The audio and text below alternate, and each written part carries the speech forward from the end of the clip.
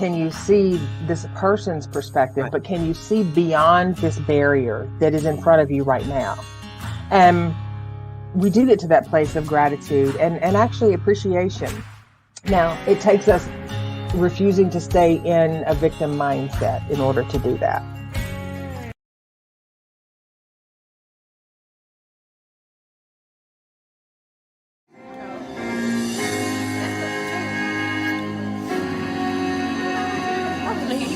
Close, baby. Close your legs down. I was born by the river. There you go. In a little tent. Oh, and just like that river I've been running. Oh, ever since. It's been nothing long. Long time coming, but I know change gonna come. Oh, yes it will. There you go, brother. I love It's you. been too hard living, and I'm afraid to die. I don't know what's up there. Oh, beyond the sky, it's been a long time coming, but I know a change gonna come. Oh, yes it will. How about that to get us started? Man, I Go to was church? just grooving in my yard. I was like, oh yeah. A Sam Cooke cover by a 16-year-old boy. Wow. Was he not incredible? I just amazing. What a talent. and setting it up when change comes, and we didn't want it, we didn't expect it, we didn't ask for it. Whoo, Lord have mercy. It can be everything from a diagnosis at a doctor's office, and we go, "What you talking about, Willis?" To the loss of a job, the end of a relationship. Okay, all let's just kinds of stuff. put it up there when the doctor goes, "Well, you're not pregnant. You in menopause. Right. Change gonna come." Right. And today's show is all about when things come knocking on your door and you want to board it up from the inside and say, no. Oh, let's talk about that. Let's unpack it. We've got a lot of people who have joined us. Wayne is with us. Hello, Wayne. And EB is here. Good morning. Good morning, Tim Bradley. Good morning, ladies. Okay. Sang it. Yes. Suzanne and Mark. Howdy. Let's. Hey there. Okay. Wayne's ready to dig into this. And Elizabeth, change happens. We cannot avoid it. And I said, just put on your serenity prayer. Get your serenity panties, but get your serenity prayer chair and let's pull it up and let's talk about this. Right. And I love how our regulars are like, hey, everybody, get all the salutations out of the way. Now let's get to this. We only got 30 minutes. Amen. Amen. Okay. Let's talk about first the different kinds of changes. And because we live in a medical hub and people get those changes all the time, whether it be your body is going to change because of cancer, you're going to lose something, or you get a diagnosis that all of a sudden your way of life.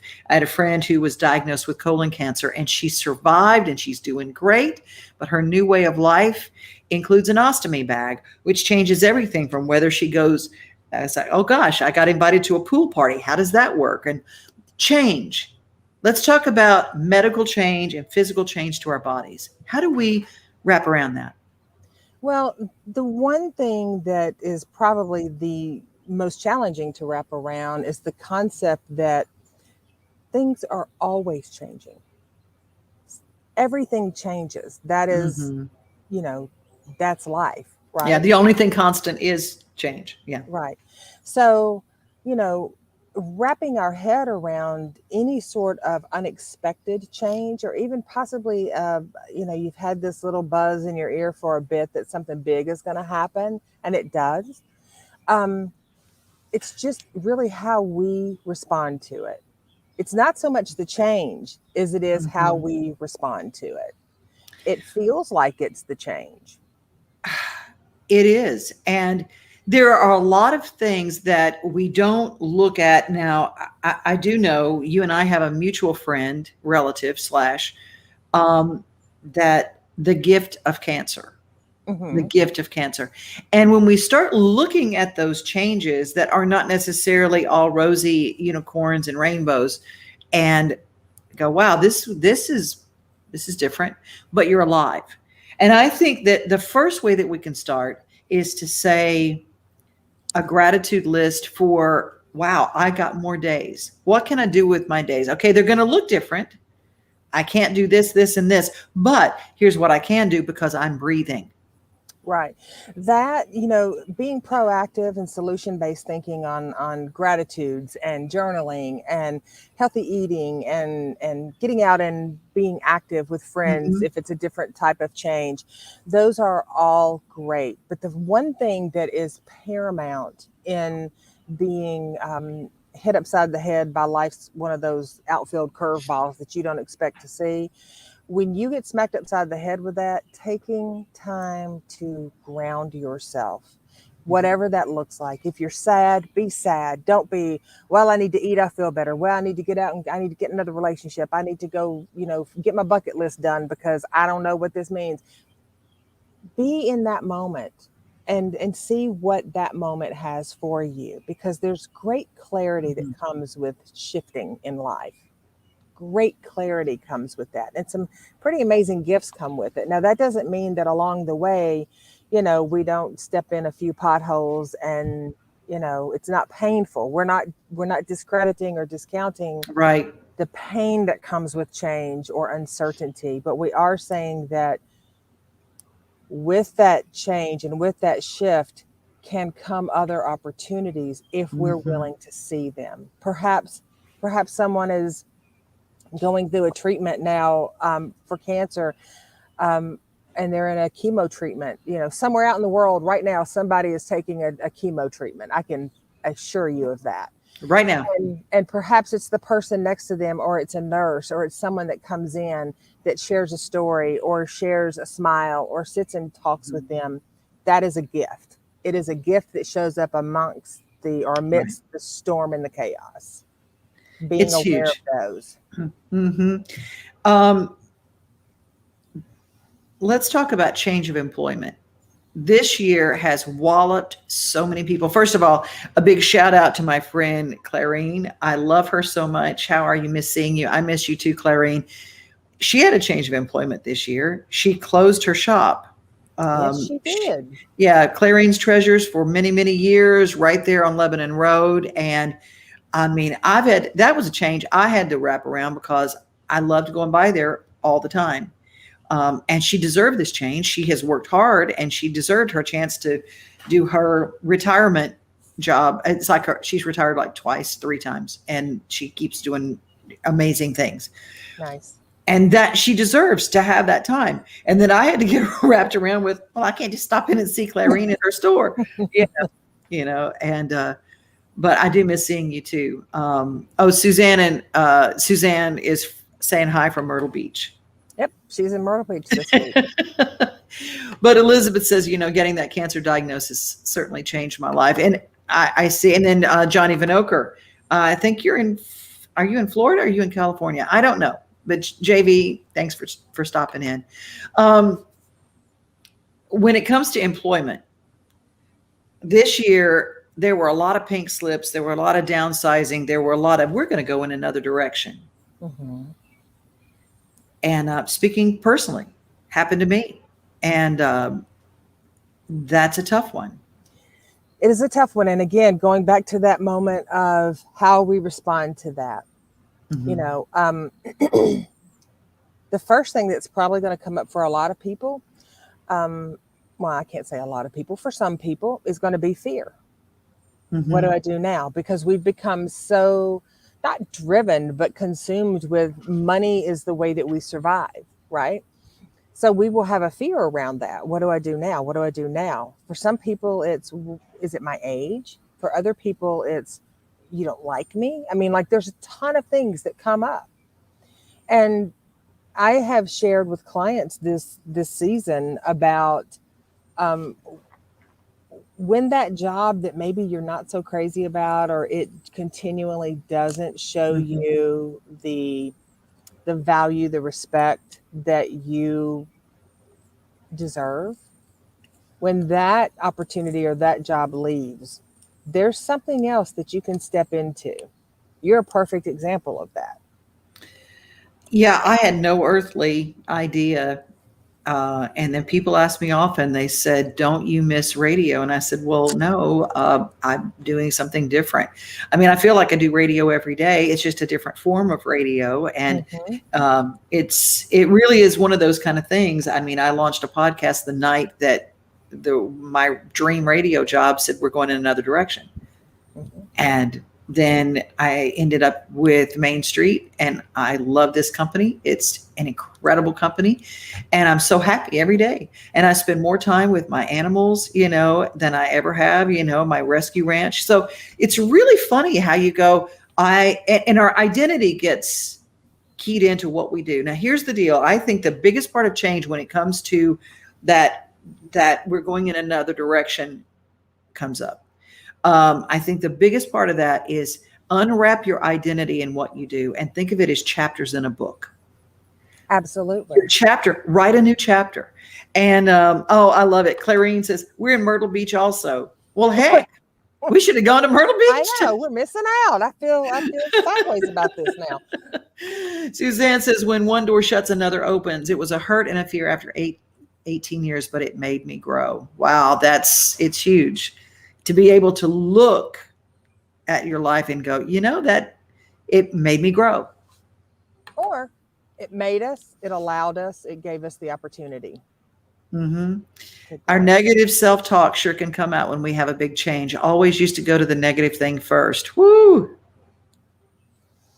Well, and that's that whole mapping and brain wiring thing. Well, they say wiring, but it's comfort.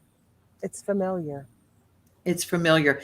That's the thing. We get used to things. And I go, someone was really complaining about a job that they hated for years and years and years. It's just like, I hate my job. I hate my job. I hate my job. Then they lost that job. And it was like, oh my God, what am I going to do? I don't have that job anymore. Right. But you hated that job. I know, but I'm scared. What am I going to do? And I go, something else. I'm scared. What am I going to do? Mm-hmm. Be brave. Step into something that is waiting for you.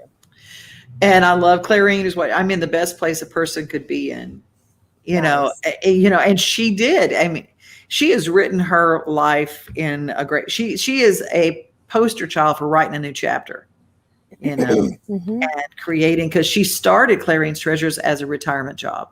Nice. And so moving into those things, let's talk about, she wants to know about our little baby, Little Bit.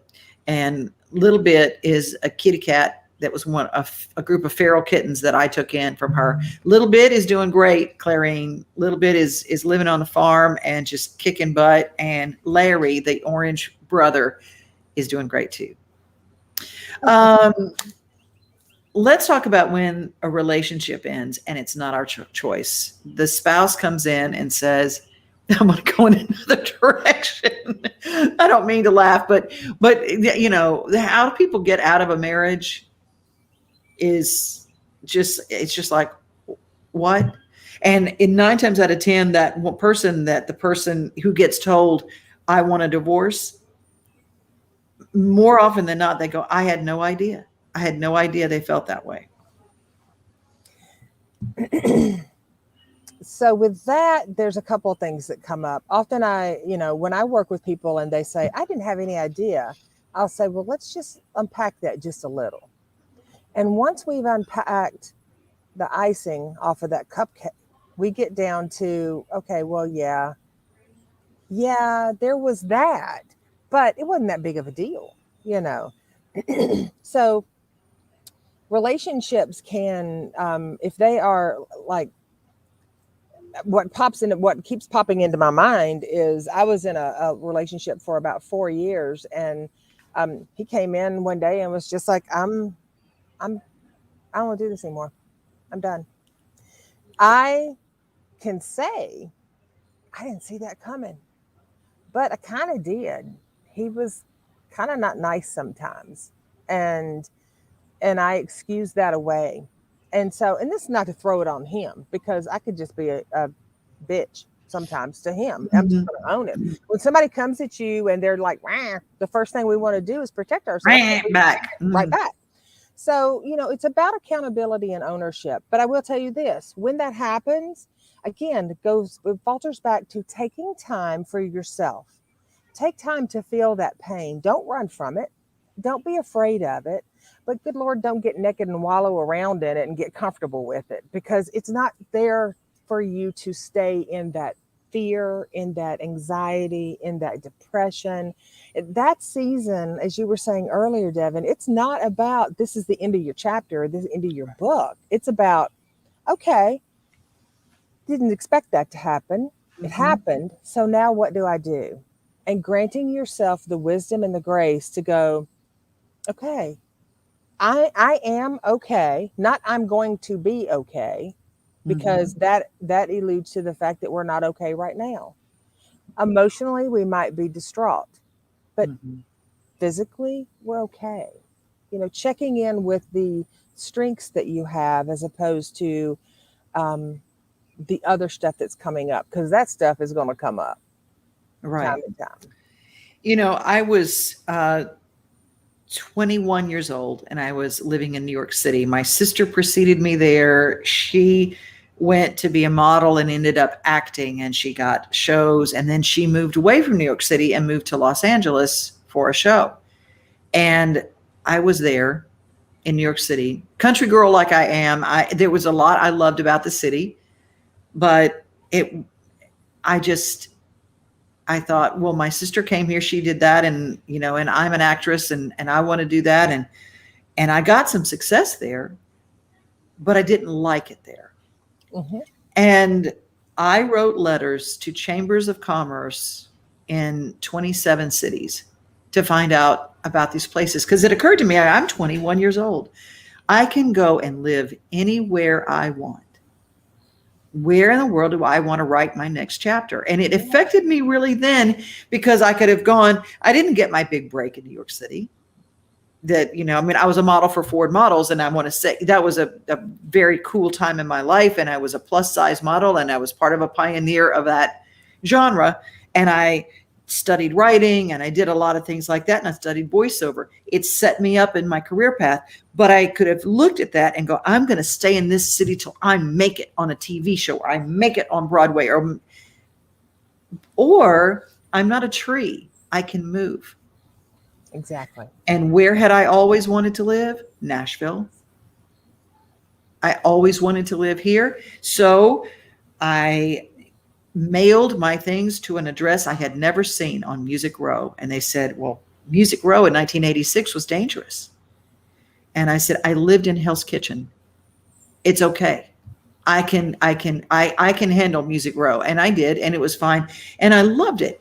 But here's the deal. We are not a tree. We can move. We can write a new chapter, and we can look at the next adventure. And I don't care if you're 21 or you're 81. Absolutely. Absolutely. Again, we're limited only by our self-perceived limitations. Mhm. Bottom line, you know. And accepting the things we cannot change. That wonderful line from our precious serenity prayer. Accepting the things that we cannot change is sometimes accepting the change we didn't ask for.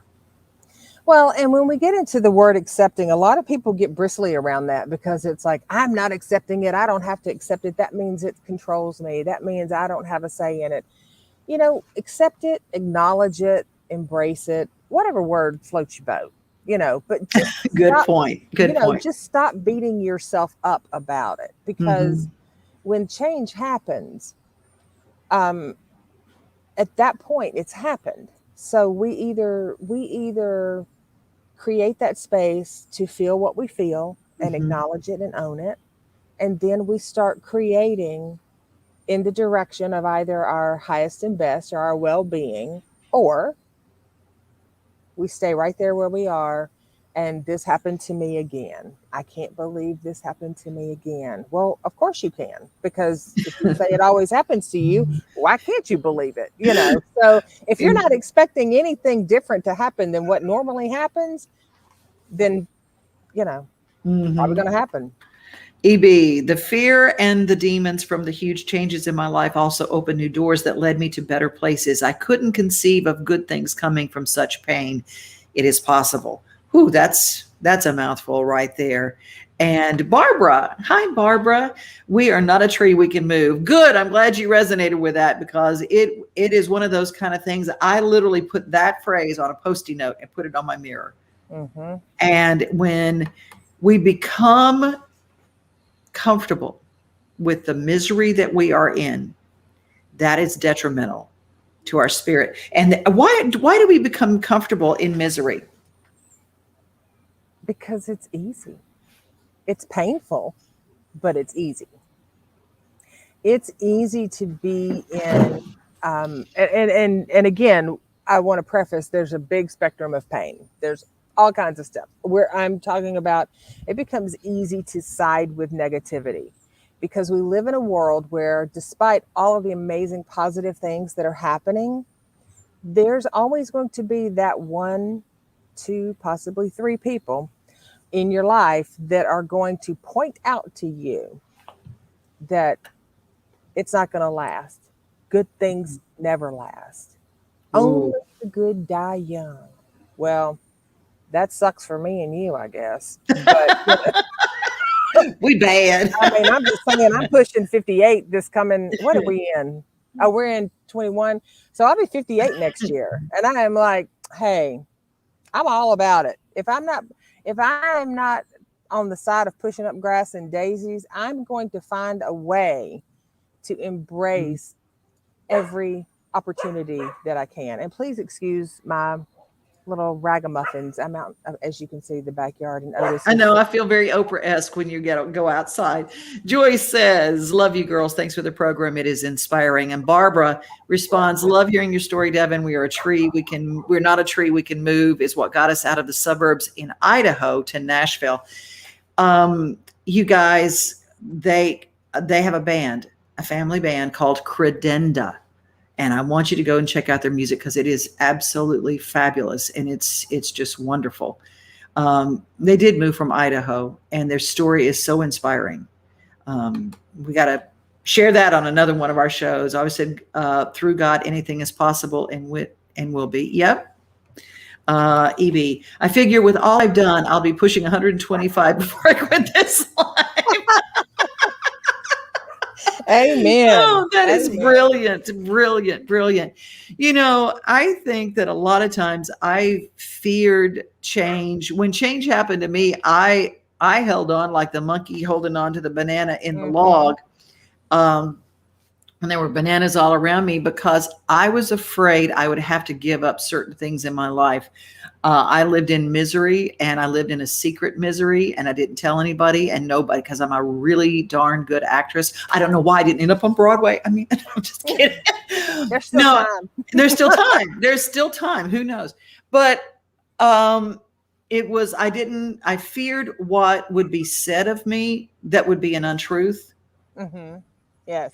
And it turned out all those things happened. Everything that was untrue that was said of me by someone wanting to keep me in prison was said. And you know what? I lived through that. And I decided, if all I have is 5 people or 2 people or even one person that has my back, that's okay. And most Okay. importantly, if you have your own back, because the work that I do, we Yes. talk about the littles, and Mhm. our littles, somebody's got to have their back through their trauma, through their life experiences. Someone has to have their back, and we're the only person that can have their back. We can line it up so that we have friends or family or partners or colleagues that will say, I've got your back. That's wonderful. But we have to be first and foremost the one that is going to advocate for ourselves, because at Mm. that point it becomes our responsibility. We can let other people advocate for us all day long and it's them doing it. And so if nothing ever changes, then it's okay. I guess I just don't deserve it. But if we take the reins and start advocating for ourselves and our change and how we show up and how we think about things, Right. and you being on Broadway, let's just look at that for a minute, Devon. Which Broadway are you talking about? The Broadway in Nashville? Are you talking about the Broadway in New York? Because I'm thinking we can make that Nashville thing happen while you're waiting on the one in New York. Girl, we'll go down and set you up on the street down there. You can sing and talk and whatever you want to do. See, you know what? It's so funny. And it is that. It's changing our perspective to wrap around. It's like, well, yeah, which Broadway are we talking about? What dream is it? And how does the dream morph and change as we go? And it's never bad. It's never good or bad. It's just like, hey, what's our new adventure today? Right. Maybe you go to Broadway in Nashville and you find some amazing people that you become friends with. Mm-hmm. It happens. There's gifts everywhere, you know. And Barbara, I love what she says. Why do we stay in a painful situation? Maybe because we've jumped from the frying pan into the fire before. This may happen again if we try to make a move. That keeps a lot of people in a miserable place. Yeah, because we do get afraid. Well, what if it's worse? Well, one, what if it's worse? Secondly, what if it happens again and next time, depending on how this last time was, you know, I don't want to have to start this process all over again with somebody else or with a new job or, you know, I've seen people who have jobs that they literally detest their job, but it's a paycheck and they've been there a long time and they don't want to leave because if I leave, what if I don't make it at the other job? Or what if? And you know, we've seen the little saying that's out there, the meme that's on social media that says, you know, what if I fall? And then it says, oh my dear, but what if you fly? Yes, And that's that takes training our brain to lean in that side. And people think you crazy for the most part. If you walk around living in a world of being positive does not mean that you are oblivious to life and all of the experiences that can unfold that can be heavy. It just means that you choose to show up in the most positive way that you can in any given situation. And thinking in terms of possibility, living in the possibility. Paul Pez, I love him. Got to go see him and visit with him the other night at Debbie Champion's Writers Night. It's good to have someone who has your back. Yes. And that can come in all sorts of forms. Elizabeth says, only I can make the changes in my life that I need to make. No one can do it for me, just like no one could get sober for me. It comes down to we must take responsibility for all aspects of our life. Good share. Joyce, I'm also one of those types that my family before me has taught me you need to stay in marriage. You made your bed, happy or not, because it's what you're supposed to do. You know, I just cringed, right? You know me. I'm sitting here. I don't know if I'm wiggling too much for you guys today or not, but I am fighting off a swarm of sweat bees. I'm not even sweating. And I am like, get away from me. So, but my apologies if I look like I'm if you're having a fit. Yeah, if I'm like having a seizure or something. I'm really not. I'm just trying to stay alive amongst the sweat bees. But Joyce brings up a very good thing, a point. You know, a lot of times we are conditioned by society, by family, by, you know, church, by friends, by all kinds of stuff that once you're here, you stay there. You made your bed. Yeah. Well, I mean, we usually don't stay in the same bed our whole life, right? You're in a baby, you're in a crib, you graduate out to a toddler bed, you graduate out to a full-size bed. And then when you get in your full-size adult bed, at some point, I hope you change that mattress out over the few years. You flip it, you switch it, you get a new one.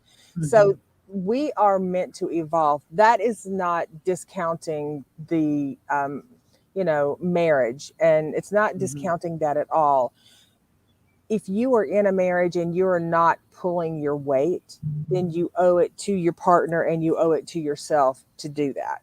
If you are in a marriage where you are, or any relationship where you are being discredited, disrespected, discounted, and disregarded, then first thing is set your boundaries and have that hard conversation and ask for change, ask for shift. If that doesn't happen, then you do get to, you do have the right to leave that situation. We do not have to, I don't know who said this. I wish it was mine. It's not, but we do not have to set ourselves on fire to keep other people warm. That is not what we are obligated to do in life. And if you are with someone that thinks that you are, then perhaps they need to be with a tree or something that can keep them warm all the time, you know. Yeah, be a risk taker, Barbara says, and that is true. And she's definitely proof of that. Yeah, I love that. That's awesome. So does Joyce, loving that. Yeah, we don't have to set ourselves on fire to keep somebody else warm. No. So what we come to this is literally start writing down the good things of the changes we find ourselves in that we did not choose. You're not a tree. You can move. You don't have to set yourself on fire to keep other people warm. Embracing the change, wrapping around the change, whatever words you need, when change comes knocking on your door, maybe it's better. You know, we can look at it, you know, we can preconceive that it's going to be worse. It's going to be worse. It's going to be worse. Or we can wrap around that it could be better. Well, and here's the thing. While we're making our list of gratitudes and all the positive things, make that list of the things that you're afraid of about the change. Yeah. What's the worst? Yeah. What is the worst? You know, what is the fear? And then ask yourself, whose fear is this? Is it my inner child self? Is it my adolescent self? Is it that I'm aging and I don't think someone will want me in a relationship, in a job, in a whatever? You know, what is the fear? And then qualify whether or not that's an actual fear or if it's just kind of a hindrance. Because a lot of times we give things that are like, a new job will be hard to find. Well, that's a hindrance, you know. That's a fact. A new job may be hard to find. A fear is, oh my God, I'm not going to get a new job. Well, a new job is challenging to find versus I'm never going to get a new job. Two completely different emotional sets. Yes, absolutely. You know? Tim shares, yes, with the what ifs. Also, what if this is a blessing? As God has told me in my spirit, take the bull by the horns. You will never know until you try, but put forth the effort. And man, that is a struggle sometimes, getting that strength up, courage up, putting forth that effort. But oh man, when the change has been good, then glory. Thank you, Jesus. Yes. Well, and I'll tell you, you know, with the you know, the taking the bull by the horns, what I think about when I hear that is Stevie. Yes. I think of Stevie. My blind steer. Yeah. You're mindful about him, but you know, he's so gentle and he looks really, I remember the first time I walked out in the little, what do you call, I'm not a little paddock, a little enclosure. Yeah. Thank you. His little pen area. You know, I thought, good God, he's 1,500 pounds and can't see. And if he knocks me over, oh Lord, you know, and you cautioned me like he's going to want to love on you, but he doesn't realize how big he is. So that was, you know, that can be a fear. But then when you melt into that and you see that this amazing creature just wants to know you exist. And he just wants to be gentle. He's the biggest gentle giant I've ever come into contact with. And he's just beautiful. So that's an example of how, you know, someone can take an experience and go, oh, no, I'm not going to do that. No way. I don't want to get trampled to death by Stevie. Or I'm going to lean in. I'm going to brush him a little bit. I'm going to love on him a little bit, you know. It's an incredible thing. I believe that God sent him to teach me trust again, to teach me trust. I said, how better than a blind steer who literally goes through life depending on God to provide. Take care of me, help me. And I've learned that in all of the situations when I have opened my hands and said, God, I need this. I need your help. That my hands get filled up to, and I cannot hold all the blessings that come from that place of just help me. It's the giving up of me and going, I don't know what it is. I don't know what to do next. Well, and here's the other thing with that is if you hold your hands out and you say, just show me the way, send me a sign, whatever. And the next thing you find is a big pile of poo. Well, you can look at that and go, well, great. Here we go again, a big pile of poo. Or you can use it as compost and you can start building and nurturing and harvesting things that work for you rather than against you. I have a she shed at Angel Horse Farm, and it's where I write music. It's where I paint. I've got my easel set up out there. It's just this little place, and I love it. And I had someone who was between homes that had an RV that they pulled it into the pasture. I let them stay there for a little bit, and she said, "You can't use that place." And I said, "Why?" She goes, "There is poop all the way to that place." And I went, "It's a pasture. You can't have poop all the way to that place and still use that place. What if you step in it?" I go, "I wash my shoes. I take my shoes off before I walk in." It's, but what about the smell? And I go, "It's perfume to me. What do you got? What else you got? Keep throwing them at me." Our life is like that. We have this special place where creativity happens, where joy happens, but we don't go to it because we're afraid we might step in poop. But there was a whole bunch of places that didn't have poop. I just chose to step and move and make my next step in the green grass. All Navigating the way. Life. That's it. Well, that's how we're going to close our show. And today has changed. No telling what we're going to talk about next week because right. I hope that you guys have enjoyed it. Teri, tell people how they can get in touch with you for one-on-ones. For one-on-ones, you can go to teripugh.com. That's TERIPUGH.com. And you can email or call me directly from there. And she has a very cool event coming up. The next one is for Power. And you and Vic, who was a guest about 4 weeks ago,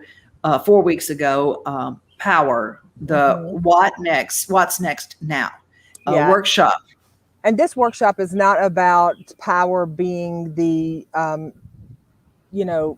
having all the power and control. It's about harnessing, just like we've talked about today, harnessing that fear energy, weeding it out, once we extract or tease out that stuff that keeps us blocked, then channeling that into the direction that allows our visions and dreams to come to life and take flight. And the amazing thing happens when we do that is we look back and we don't know exactly when it happened, but suddenly life is different.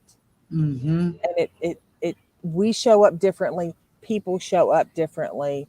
And life is just different. It is. Well, that is August 14th, the next one, then August 28th, plugging in after that. You can go to teripugh.com to get more information or follow you on Facebook. You can send me messages here, wherever you're watching this.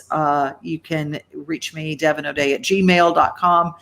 And, Angel Horse Farm is not ready for people, the general public, to come out yet, but we're working on it. Farmhand Joe has been really working on some areas back there.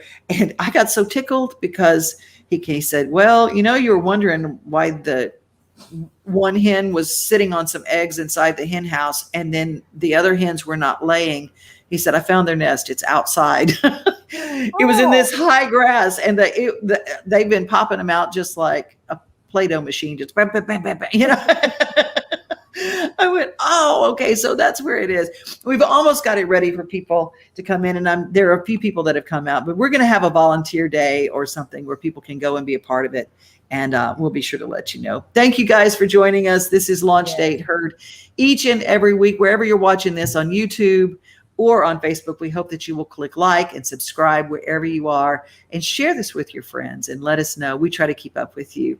And absolutely. And if you have a topic you want unpacked, leave that in the messages and let us know, because we are all about unpacking. So unpacking, reframing, and repurposing. So, you know, whenever I started looking at, and I did the thing because I was going to Teri when I was getting a new lease on life and contemplating change, that I was afraid at every step. I was just a puddle, not the pillar of strength I am now. Well, you were that pillar of strength. It was just at that time you needed to be a puddle, and you needed to be a puddle in order to be a pillar again. And so you were that. It just had stepped out of the frame. That's how we all are. It is truth. It is. Well, everything that I feared happened, and I lived through it. You know, I go, that's the deal, is that I remembered as I heard things come back to me that were being said. And I remember, sticks and stones can break my bones, but words may never hurt me. That little thing you learned as a kid. And I went, it's okay. And it is okay. So whatever you're afraid of, words can't hurt you. Words do have power and they can hurt, but you don't have to let them grow inside you. So, and you can tease out that fear, give it the respect that it deserves, but don't give it so much that it emotionally paralyzes you in life. Amen. Amen. Well, Teri, you always end our show with your phrase. I do. Thanks for joining us, guys. And I hope that you all have a great rest of your day and increase the peace.